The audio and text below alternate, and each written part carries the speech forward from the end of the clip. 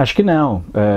Quer dizer, eu sinto velho, né? Porque eu comecei a estudar Brasil nos anos 80, cheguei lá em 85, mas essa polarização que nós vemos agora parece uma coisa sem precedente, pelo menos nesse período dos anos 80 para cá.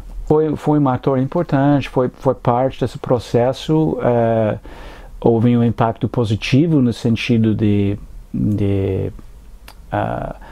ampliar as reformas, quer dizer, continuar as reformas do Fernando Henrique, incluir pessoas também, conseguir crescimento com inclusão social, mas houve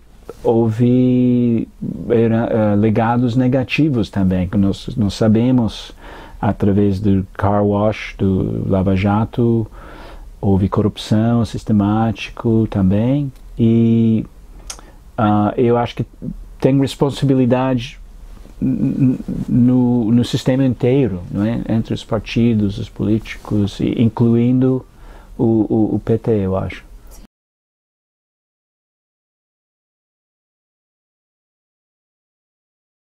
Corrupção tem parte, mas acho que não é a única coisa que gera essa alienação e essa distância entre o eleitor e o sistema. Até talvez 2013 ou 2014, mas houve uma narrativa bem consolidada que começou nos anos 2000, que a trajetória da democracia brasileira a partir de 85, quando um presidente civil assumiu, e que era um progresso gradativo e uma melhora constante das instituições, fortalecimento das instituições e uma consolidação da democracia. A partir dos protestos de junho de 2013 e também os protestos de 2014 e 15, recessão em 15, 16, impeachment também de Dilma, essa narrativa caiu, quebrou, e temos mais agora uma narrativa que reconhece essa alienação do eleitor e também a fragilidade das instituições, não é? Por exemplo, a arbitrariedades do Corte Supremo, muitas vezes a disjunção das instituições, as brigas institucionais entre o Corte Supremo e o Congresso, por exemplo. Mas para mim não é só corrupção, mas também o sentimento entre os eleitores que também você acha nos Estados Unidos, Reino Unido, outras democracias, que o representante não está representando eles. E eu acho que esse sentimento é mais fácil ser gerado na época atual com tecnologia instantânea, não é? Eu posso verificar na hora a votação do meu representante, se ele ou ela está votando como eu quero. E se não, eu vou ficar revoltado, eu vou entrar no site, no WhatsApp, no Facebook e reclamar. Então, governar é difícil hoje em dia, em qualquer tipo de regime, mas especialmente nas democracias, porque tem essa obrigação de ser representativo. Então, eu acho que é muito apropriado o título de um livro do Jair Nicolau, Representantes de quem? Não é? Quem são esses representantes e quais são as pessoas que realmente, verdadeiramente se sentem representadas por eles. E infelizmente no Brasil, como muitas outras democracias, poucas pessoas se sentem representadas pelos membros do Congresso. Até em alguns casos, pessoas nem lembram em quem eles votaram na última eleição, não é? Na Câmara especialmente. Não é? Então acho que é um problema generalizado das democracias.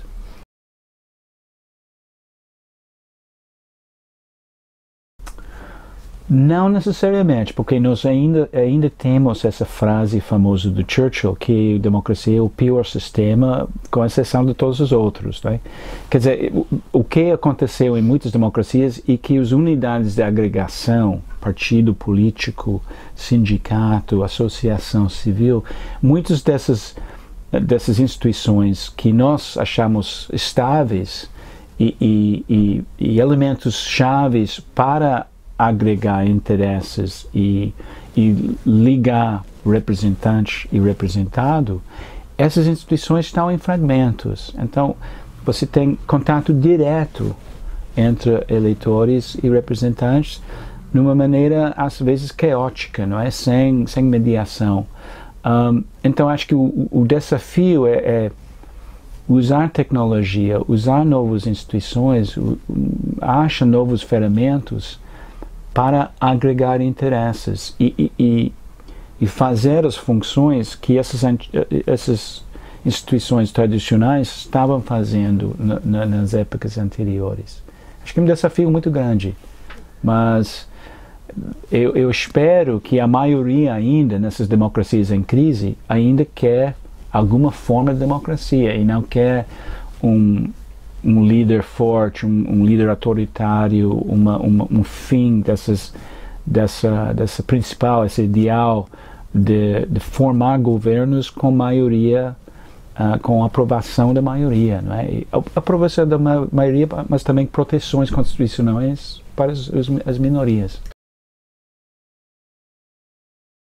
Eu acho que um lado forte da democracia brasileira, por causa do um sistema presidencial tão aberto e também um sistema na Câmara das eleições com representação proporcional, com o Estado inteiro como distrito, isso permite muita representação. Eu acho que é um lado forte da democracia brasileira. Você pode achar um candidato com um candidato com ideologia distinta, com ideias políticas distintas. O lado forte e também o lado fraco, que é difícil agregar interesses e criar um governo eficiente e forte, né?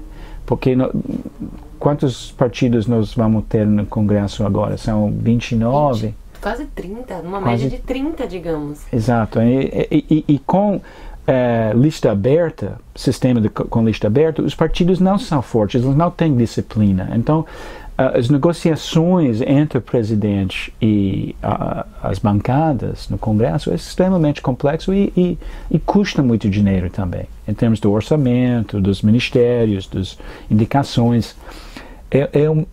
Eu acho que a iniciativa agora, a nova lei, o ano passado, para diminuir os números dos partidos através da cláusula barreira, é um passo na direção positiva, de tentar diminuir o número dos partidos e criar uma relação mais eficiente entre o executivo e os partidos no Congresso. É um passo muito modesto, é muito pequeno porque vai subir de 1,5% para 3% em 2030. Então não é muito forte essa medida, mas é uma tentativa de diminuir essa ineficiência de negociar com tantos líderes políticos no mesmo tempo.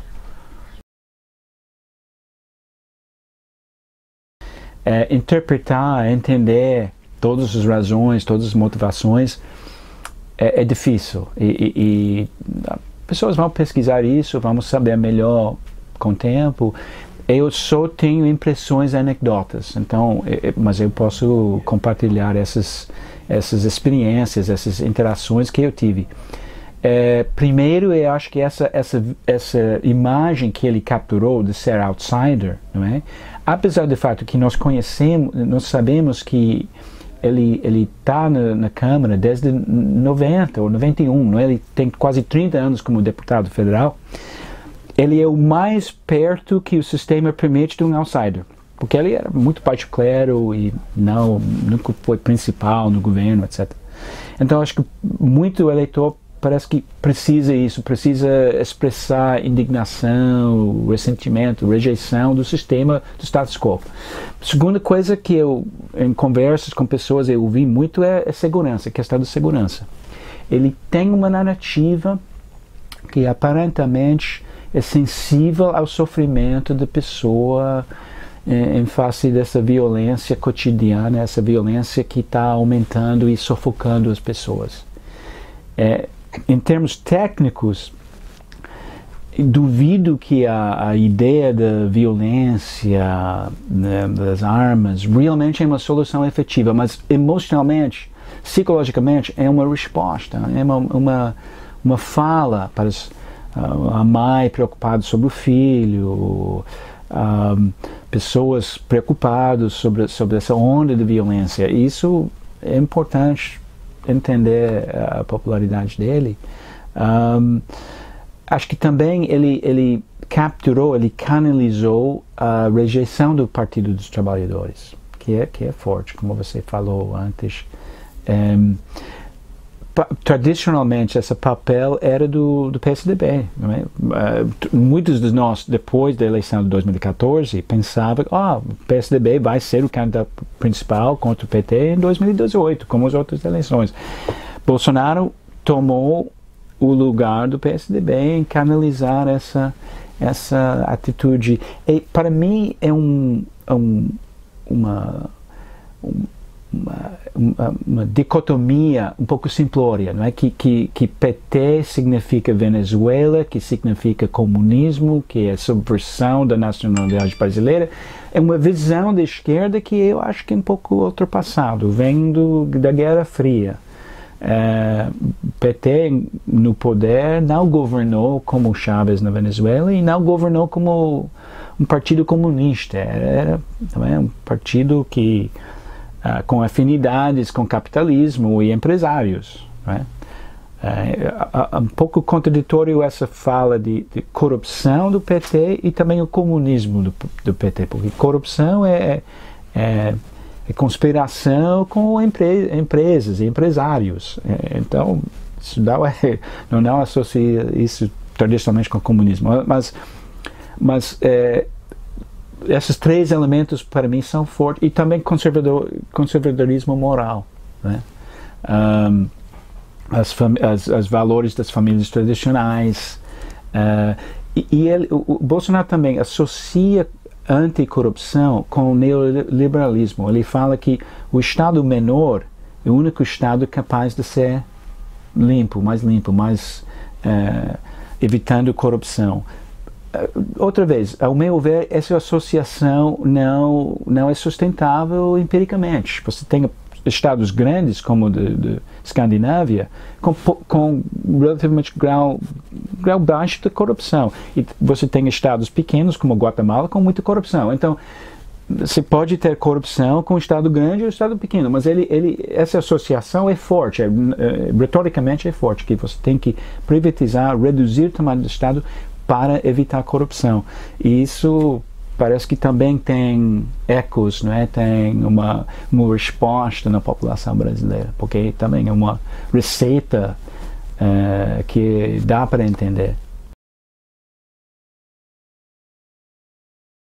Um pouco, não totalmente, porque tem essas particularidades, não é? Jabuticaba brasileira existe, mas Trump, eu lembro Trump em 2016, na convenção dos republicanos, ele falou a frase lei e ordem 12 vezes, aproximadamente 12 vezes na fala dele na convenção.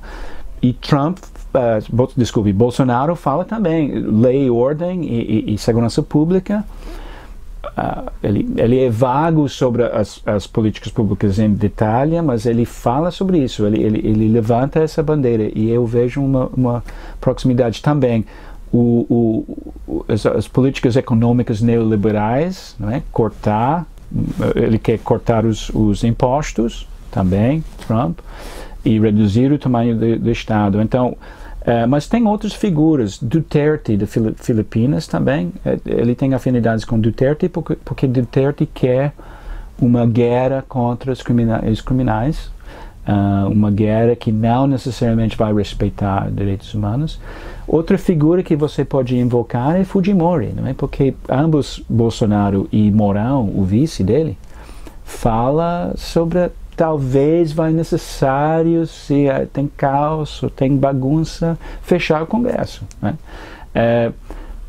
Agora Bolsonaro está tentando distanciar ele mesmo dessas falas do passado, mas claramente na história dele como político ele expressou admiração para esse tipo de ação, não é? Até Chávez, né? Ele elogiou Hugo Chávez da Venezuela, porque Chávez tentou um golpe e foi preso por causa disso. Então, ele é uma mistura dessas três, talvez eu tenha afinidades com essas três, mas com traços particulares que nós podemos associar com o passado do Brasil, não é? Com características mais brasileiras.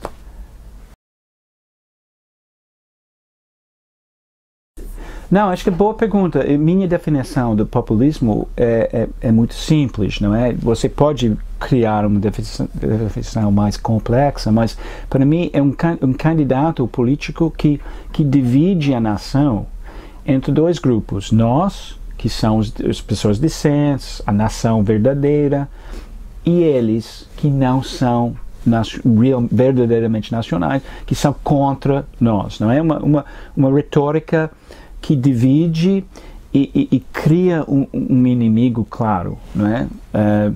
E para mim, Bolsonaro, apesar da retórica de unidade, do desejo dele de unificar a nação, claramente tem pessoas que ele considera ilegítimo, não é? Fora da nação verdadeira que ele quer criar. Quer dizer, a esquerda, ativistas, pessoas que no olhar dele estão dividindo a população, seja por gênero, por raça, por orientação sexual.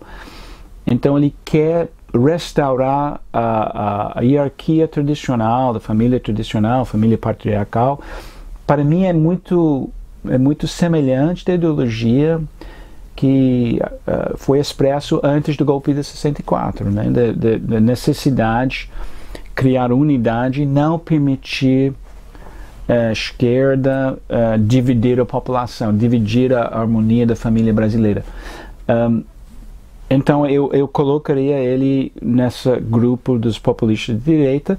Temos outros políticos que não são nessa mesma onda. O AMLO, não é? O López Obrador do México, parece outra coisa. Ele, não sei se ele é totalmente de esquerda nas políticas dele, mas ele está fugindo um pouco dessa categoria.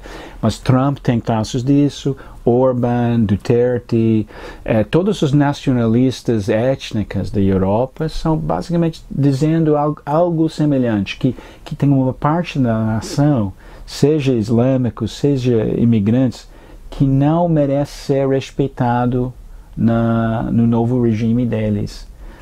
E é perigoso esse tipo de definição, não é? Acho que talvez, não sei se Bolsonaro vai ser muito agressivo em relação aos imigrantes da Venezuela, mas é uma possibilidade, se ele virar presidente, que ele vai combinar com Trump e o governo da Colômbia para ser mais agressivo em relação a esses imigrantes e dizer que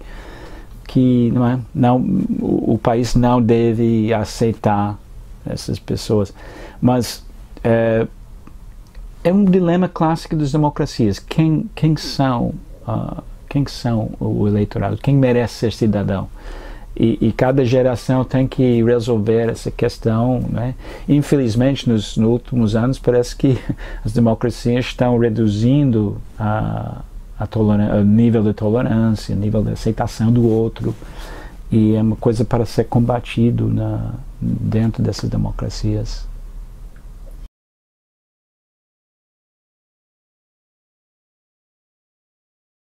Sim, acho que o feito regional, até global, acho que vamos ver isso, não é? Se tem uma administração Bolsonaro, parece, no mesmo sentido que o Pink Tide, não é? Muitas pessoas chamaram a ascensão do Lula e outros líderes da esquerda, centro-esquerda, como um processo que os países afetaram um ao outro, e Brasil, sendo metade da América do Sul, vai ter um impacto grande.